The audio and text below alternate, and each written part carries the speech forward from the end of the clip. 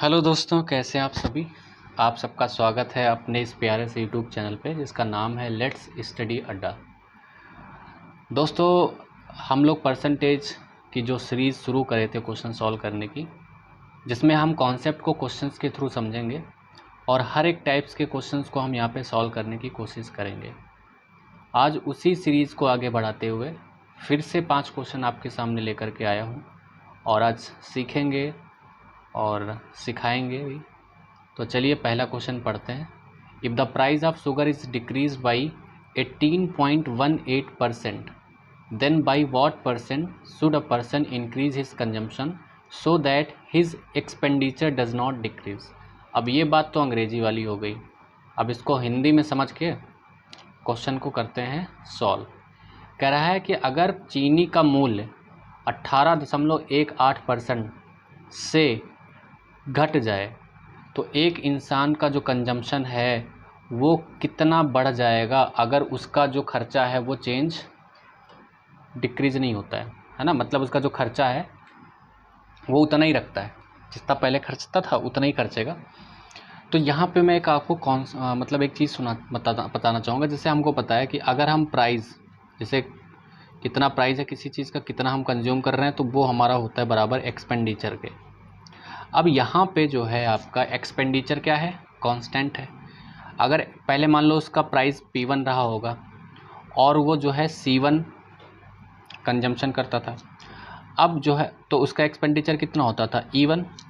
अब वो क्या कर रहा है, P2 प्राइस हो गया भाई, प्राइस चेंज हो गया ना, और अब वो कितना कंज्यूम करेगा, C2। तो इसका एक एक्सपेंडिचर क्या हो जाएगा अब, E2। अब इस केस में क्या बोला है कि आपका जो एक्सपेंडिचर वो डिक्रीज़ नहीं हो रहा है, मतलब एक्सपेंडिचर वही होने वाला है। तो E1 और E2 हो गए बराबर। जब E1 और E2 हो गए बराबर तो P1 इंटू C1 बराबर में P2 इंटू C2। तो यहाँ से हम कह सकते हैं कि P1 upon P2 is equals to C2 upon C1। अब यहाँ से आपको एक चीज़ समझ में आ रहा होगा कि यहाँ पे जो आपका प्राइस है वो इन्वर्सली प्रोपोर्शनल हो गया कंजम्पशन के। मतलब अगर आप P1 अपान P2 होगा तो कंजम्पशन क्या हो जाएगा, C1 अपान C2। या फिर हम कह सकते हैं कि consumption is inversely proportional to price. Price बढ़ेगा तो कंजम्पशन घट जाएगा, कंजम्पशन बढ़ेगा तो प्राइस बढ़ जाएगा। कब, कंडीशन किसके लिए है, जब आपका एक्सपेंडिचर होगा कांस्टेंट। अब कह रहा है कि आपका जो प्राइस है शुगर का वो डिक्रीज़ हो गया 18.18%। तो सबसे पहले तो आपको आना चाहिए भाई कि 18.18% की वैल्यू क्या होती है, क्या होती है बताइए। सबको पता है 9.09% जो होता है उसकी वैल्यू होती है 1/11। अगर नहीं पता था तो अब पता कर लो। अब अगर इसको हम 2 से मल्टीप्लाई करेंगे तो ये 2/11 हो जाएगा, मतलब 18 पॉइंट। तो 18.18 की वैल्यू होती है 2/11। मतलब अगर हम पहले वाले प्राइस को 11x मान लें, है ना, तो हमारा जो है दूसरा प्राइस P2 क्या हो जाएगा। अब वो अगर हमने पहले प्राइस मान लिया कि 11x था तो अब यहाँ पे एक चीज़ समझो, जैसे 11 का 18.11% क्या होता है, 2 होता है। तो अगर हमने 11x मान रखा है तो उसका 18.18% डिक्रीज़ हो गया। तो मतलब 11 का 18.18% कितना होता है, 2 होता है, मतलब 2 डिक्रीज़ हो गया। तो इसका मतलब अब प्राइस कितना हो गया, 9x। तो यहाँ से हम कह सकते हैं कि हमारा C1 कितना हो जाएगा, C1 हमारा हो जाएगा 9x और C2 कितना हो जाएगा 11x। बात समझ में आई, क्योंकि अभी हम लोगों ने पढ़ा है कि C1 और C2 का जो रेशियो होता है वो क्या होता है, जब एक्सपेंडिचर कांस्टेंट होता है तो प्राइस जो है वो इन्वर्सली प्रोपोर्शनल होता है कंजम्पशन के, या कंजम्पशन जो होता है इन्वर्सली प्रोपोर्शनल होता है प्राइस के। ठीक है, तो हमारा जो कंजम्पशन है वो क्या हो गया, बढ़ गया। कितना बढ़ गया, 2 बढ़ गया। कितने पे, 9 पे। तो 2/9 जो होता है, 2/9 वो होता है कितना, 1/9 कितना होता है 11.11%। 2/9 कितना हो जाएगा 22.22%। आई थिंक समझ में आ गया होगा। ठीक है, अब हम चलते हैं दूसरे क्वेश्चन की तरफ। ये रहा दूसरा क्वेश्चन। क्वेश्चन में कहा जा रहा है the price of tea leaves decrease by 22.22% and the consumption increased by 14.28%। Then by what percent did the total expenditure of the person decrease या फिर इंक्रीज, पता नहीं है डिक्रीज करेगा इंक्रीज करेगा। यहाँ पे तो एक्सपेंडिचर यहाँ पे कांस्टेंट नहीं है, है ना, पहले वाले क्वेश्चन में एक्सपेंडिचर कांस्टेंट था। क्वेश्चन को पहले हिंदी में समझते हैं, फिर अपनी जो चीज़ें हैं उनको हम करते हैं। क्वेश्चन में कह रहा है कि जो टी लीव से मतलब चाय की पत्ती, उसका प्राइस 22.22% से कम हो गया है और जो कंजम्पशन है वो 14.28% से बढ़ गया है। तो बताओ टोटल एक्सपेंडिचर कितना बढ़ेगा या कम होगा भाई, करते हैं। तो यहाँ पे देखो प्राइस ऑफ लीव, जैसे पहली चीज़ तो हमें 22.22% की वैल्यू क्या होगी यह भी पता होना चाहिए। देखो अभी निकाले हम लोग 2/9 और दूसरी बात है 14.28% की वैल्यू क्या होगी ये भी निकाल लेते हैं। तो ये तो सबको पता है ना, 1/7 होता है। तो प्राइस हम पहले मान लेते हैं कि हमारा जो प्राइस था वो हमारा प्राइस था 9x। अब जो प्राइस हो गया है वो डिक्रीज़ हो गया है। तो अगर 9 का 22.22% करेंगे तो कितना आएगा 2, मतलब 2 कम हो गया है प्राइस। तो पहले प्राइस 9 होता था 9x, अब प्राइस हो गया 7x।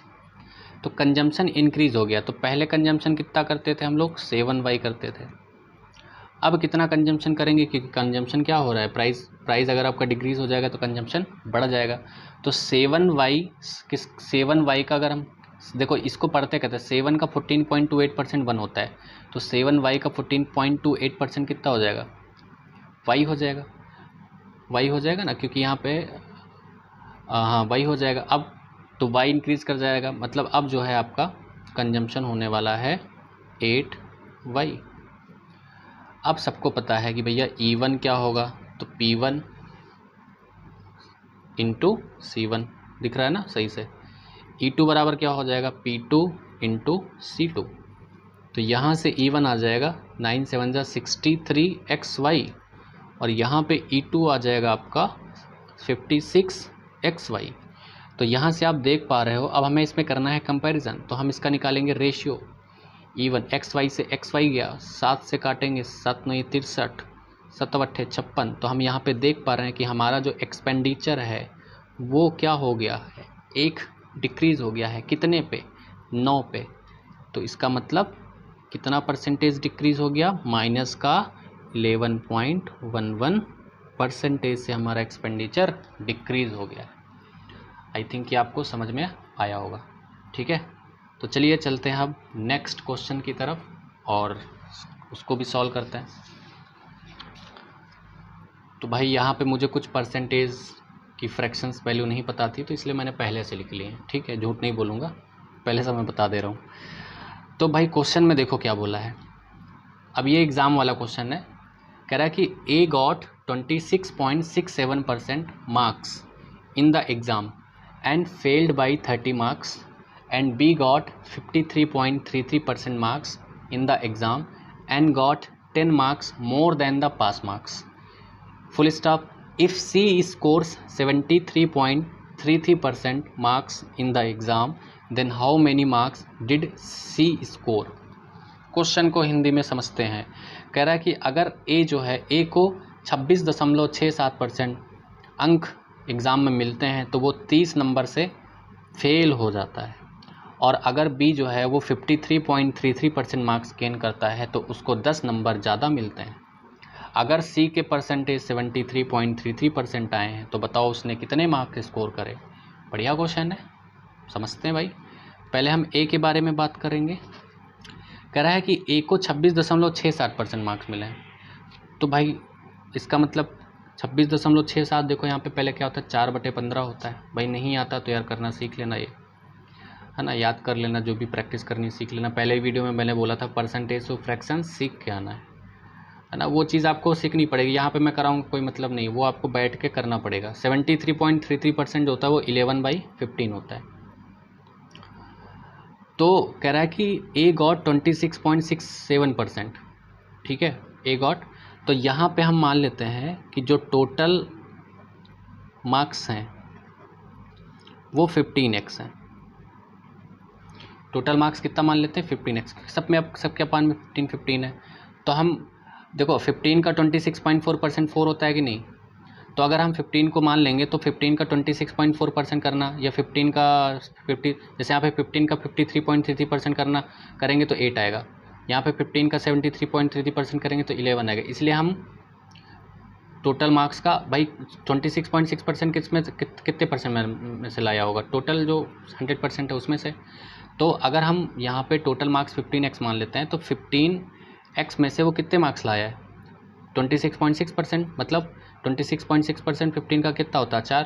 तो अगर ए जो है वो 4 मार्क्स लाता है, ठीक है, परसेंटेज को मार्क्स में कन्वर्ट कर लिया, तो वो 30 नंबर से फेल हो जाता है। इसका मतलब उसको 30 नंबर और मिल जाते तो भाई उसका बेड़ा पार हो जाता, वो पास हो जाता। फिर कह रहा है कि बी जो है 53.33% लाता है, 53.33, तो 15x का 53.33% कितना होता है 8 होता है, मतलब बी जो है वो 8x मार्क्स लाता है, तो उसके कितने नंबर ज़्यादा आ जा रहे हैं, 5 मार्क्स से 10 ज़्यादा आ जा रहे हैं। तो अगर उसके भी 10 मार्क्स कम हो जाता है तो ये दोनों मार्क्स क्या हो जाते हैं, ये भी पास मार्क्स होते हैं, दोनों के पास मार्क्स। अब यहाँ से क्या करने वाले हैं, दोनों बराबर हो जाएंगे भाई, तो जब बराबर हो जाएंगे तो 8x minus 10 equals to 4x plus 30, ठीक है। 30 को हम 10 को हम इधर ले जाएंगे तो हो जाएगा 40 और 4 को इधर लाएंगे तो हो जाएगा 4x, तो x की वैल्यू यहाँ से आ जाएगी 10, तो टोटल मार्क्स हो जाएंगे 150। किसी को कोई दिक्कत तो नहीं है, दिक्कत है भाई तो कमेंट कर लेना, है ना, और अच्छे से वीडियो देखते रहना। अब कह रहा है कि अगर C को जो है 73 देखो यहाँ पे ना C को कितने मार्क्स मिल रहे हैं 73.33% मार्क्स मिल रहे हैं, तो बताओ कि जो है वो कितने मार्क्स लेकर के आया है। तो देखो यहाँ पे अब यहाँ पे हम परसेंटेज पहले ये समझो, परसेंट निकालते हैं कैसे, परसेंटेज कैसे निकालते हैं, परसेंटेज कैसे निकालते हैं, कितने आपको रिसीव्ड हुए हैं marks, received marks upon total marks is equals to percentage आता है कि नहीं, ऐसे है ना, ऐसे आता है कि नहीं।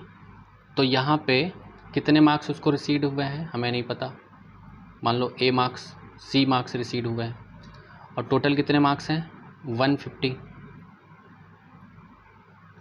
और कितने परसेंटेज आए हैं उसके 73.33%। अगर उसको फ्रैक्शन में ब्रेक करेंगे तो कितना हो जाएगा 11/15।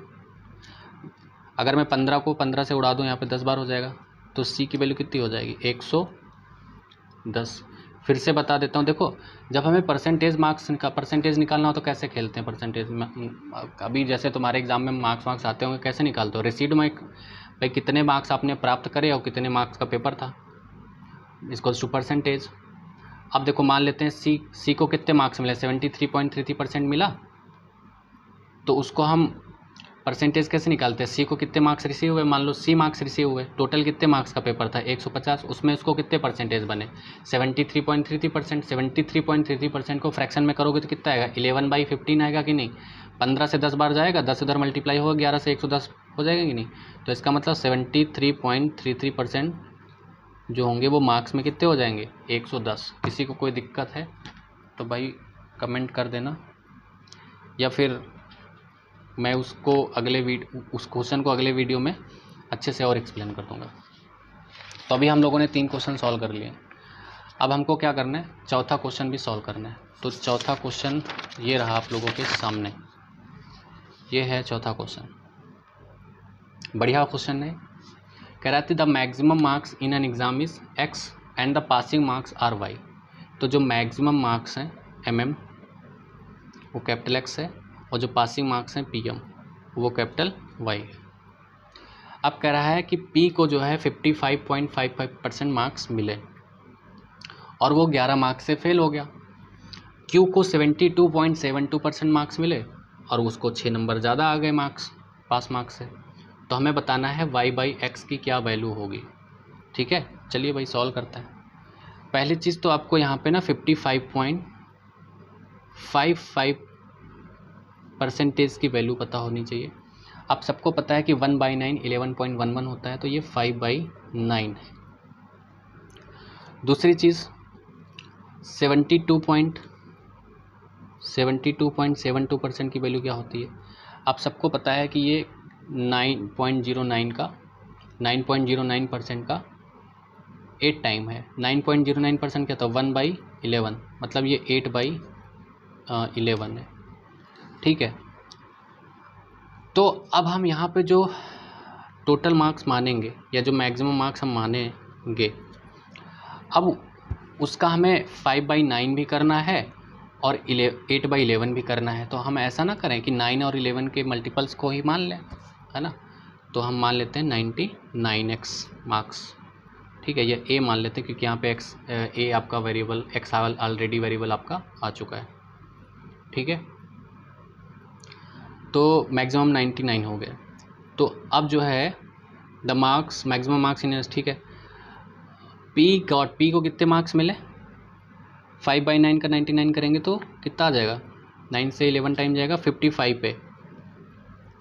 पे p को मार्क्स मिले।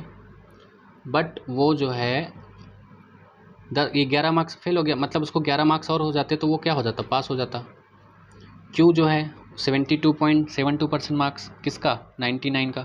तो कितना हो जाएगा? अगर 99 का 72.72% करेंगे, मतलब 99a का 8/11 करेंगे तो कितना हो जाएगा? 11 से जाएगा 9 बार, 72a, तो उसको 6 मार्क्स ज़्यादा मिल रहे हैं। इसका मतलब अगर उसके 6 मार्क्स कम भी आते तो भी वो क्या होता? पास हो जाता, या उसके पास मार्क्स आ जाते, है कि नहीं। अब ये दोनों चीज़ें क्या हो गई? बराबर कर दो। 72a - 6 = 55a + 11। इसको इधर ले आओ, 12 में से 5 गए 7, और 7 6 में से 5 गया 1, 11 और 6 17। तो भैया a की वैल्यू आ गई 1। a की वैल्यू कितनी आ गई? 1 आ गई।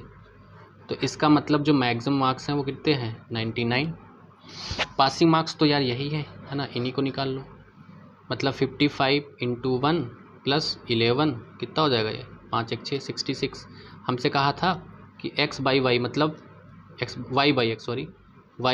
की वैल्यू निकालनी थी, x/y की नहीं। तो y हमारा क्या था? पासिंग मार्क्स कितने हैं? 66। और x क्या था? मैक्सिमम मार्क्स, है ना। ये देखो वो कितने आए? 99।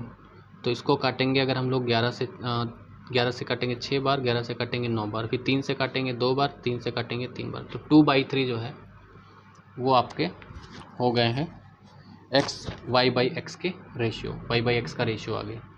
दोस्तों आज क्वेश्चन थोड़ा सा बड़े थे तो समय भी लग रहा है, प्लीज़ पेशेंस बना के रखिएगा। ठीक है, अब आज का जो लास्ट क्वेश्चन है वो हम लोग करने वाले हैं।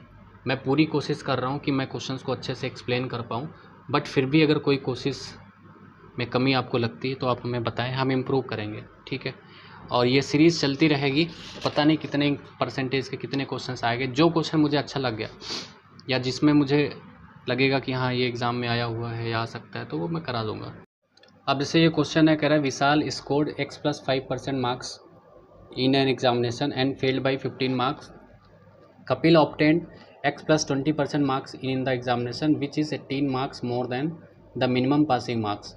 If Ramesh scored 77 marks in the exam, which is x + 15% of the maximum marks, then find the value of x.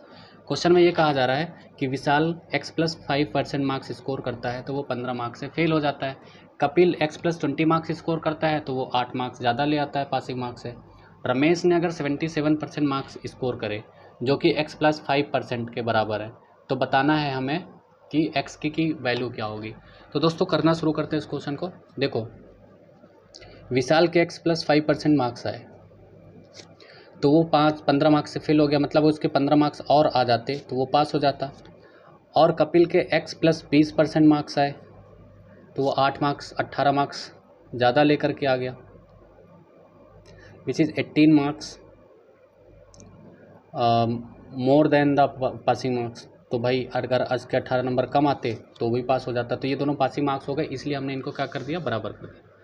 अब यहाँ पे क्या करेंगे? हम सॉल्व कर लेंगे। देखो ये 18 इधर आएगा, 8 5 13, 1 1 2 और 1 3, 33 हो जाएगा। और इधर से x कट जाएगा और यहाँ पे 20 में से इधर 5 चला जाएगा तो 15% हो जाएगा। ठीक है, अब यहाँ से अगर हम 3 से इसको कट करें तो 3 × 5 = 15 और 3 × 9 = 3, तो 11 की वैल्यू आ गई 5% के। अब हम मैक्सिमम मार्क्स कितने होंगे, 100% का होगा, तो इसको 100% बनाने के लिए 20 से मल्टीप्लाई करेगा तो ये 20 पंचे 100% हो जाएगा और 11 दूनी 20, तो 220। मतलब आपका जो पेपर था वो टोटल 220 मार्क्स का था। अब कह रहा है कि यहाँ पे कि रमेश ने 77 मार्क्स स्कोर करे, तो रमेश ने जब 77 मार्क्स स्कोर करे तो उसके कितने परसेंट आए, x + 15% आए। तो बताने x की वैल्यू क्या बतानी है। देखो परसेंटेज निकालते कैसे, अभी जैसे पिछले क्लास में देखा था, परसेंटेज कैसे निकालते हैं, रिसीव्ड मार्क्स अपान में टोटल मार्क्स, ये किसके बराबर होता है, परसेंटेज के बराबर होता है। तो उसने कितने मार्क्स रिसीव करे, 77, टोटल कितने मार्क्स का पेपर था, 220 मार्क्स का, कितने परसेंटेज बने उसके, x प्लस कितना बोला था इसमें, x + 15%, तो ये x + 15% के बराबर हो जाएगा। परसेंटेज का साइन हट जाएगा तो यहाँ पे हम 100 कर देंगे डिवाइड में। देखो एक जीरो में से एक जीरो चला जाएगा, 11 से काटेंगे इसको 7 बार, 11 से काटेंगे 2 बार और 2 से कटेगा ये 5 बार, 5 सत्ते 35 हो जाएगा यहाँ पे, और बराबर में x + 15 हो जाएगा। तो यहाँ पे जो है आपका 5 इधर जाएगा तो 0 और 1 गया तो 2, ठीक है। तो आपकी x की जो वैल्यू आ गई वो आ गई आपकी 20। तो दोस्तों ये कुछ आज के क्वेश्चंस थे, आई थिंक कि आपको समझ में आया होगा। प्लीज़ अगर आपको समझ में आता है तो हमारे चैनल को सब्सक्राइब ज़रूर कर लें और बेल आइकन भी प्रेस कर लें, जिससे आपको टाइम टू टाइम हम जो अपडेट है वो मिलती रहे। अभी ये सीरीज़ चलती रहेगी, ये जो हम क्वेश्चन आज कर रहे हैं ये 5वां लेक्चर है। तो दोस्तों अब फिर नए लेक्चर में मिलेंगे 5 क्वेश्चंस के साथ, तब तक के लिए आप मुस्कुराते रहिए। धन्यवाद, थैंक यू।